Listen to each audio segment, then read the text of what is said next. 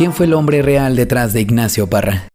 ¿Qué verdades y qué exageraciones se esconden en el corrido inmortalizado por Chalino Sánchez, Beto Quintanilla y Los Alegres de Terán?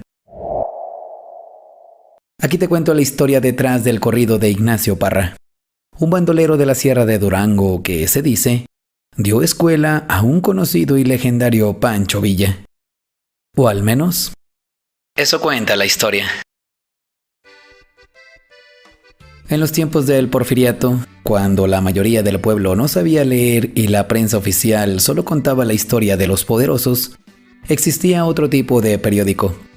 Uno que no se imprimía en papel, sino que se cantaba con guitarra en mano. Era el corrido. Los corridos eran las noticias, la crónica y el libro de historia de la gente común. La voz que se negaba a olvidar a los hombres y mujeres que desafiaban al sistema.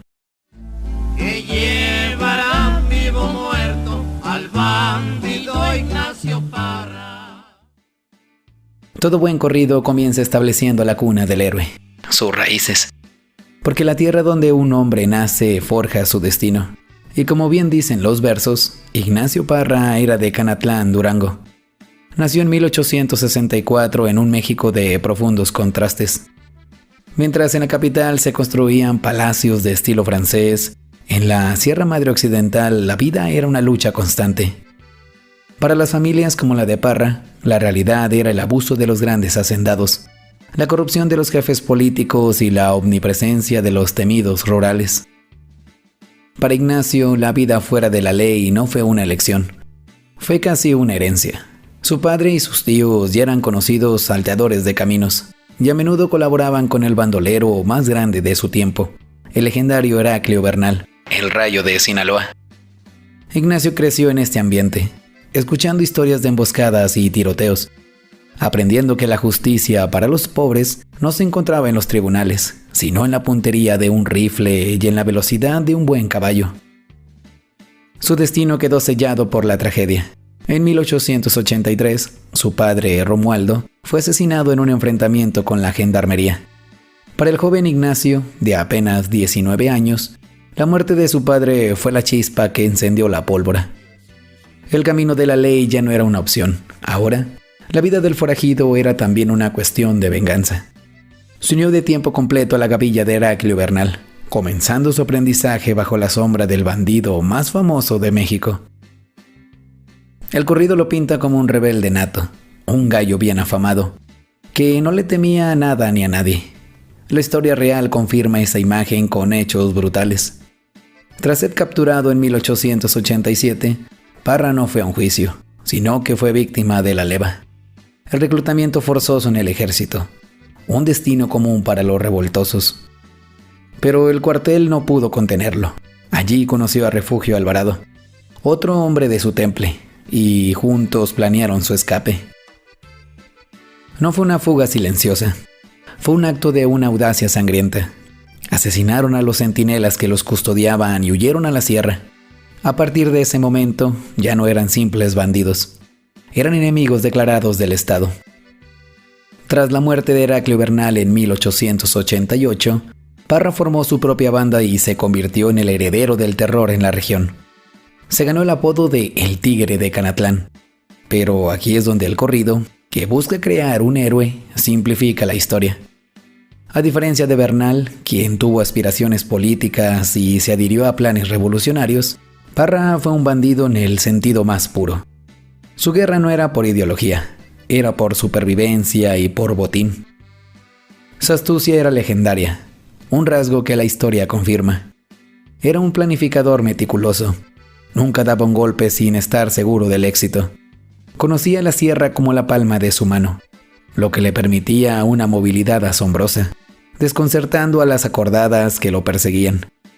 El corrido exalta su valentía, pero la historia nos muestra que su verdadero poder residía en su inteligencia y su cautela. Hay un capítulo en la vida de Ignacio Parra que el corrido no detalla, pero que es, quizás, su legado más importante y fascinante: a su banda. En la cima de su poder se unió a un joven fugitivo de la justicia, un muchacho de San Juan del Río, Durango, llamado Doroteo Arango. La historia lo recordaría como Pancho Villa. Para el joven Doroteo, unirse a la gavilla del Tigre de Canatlán era unirse al mejor. Era el forajido más nombrado de Durango, el sucesor de Bernal. Fue bajo la tutela de Ignacio Parra que Doroteo Arango cursó su maestría en el arte de la supervivencia y la guerra de guerrillas. Aprendió a leer la sierra como un libro, a seguir rastros, a encontrar agua donde parecía no haberla.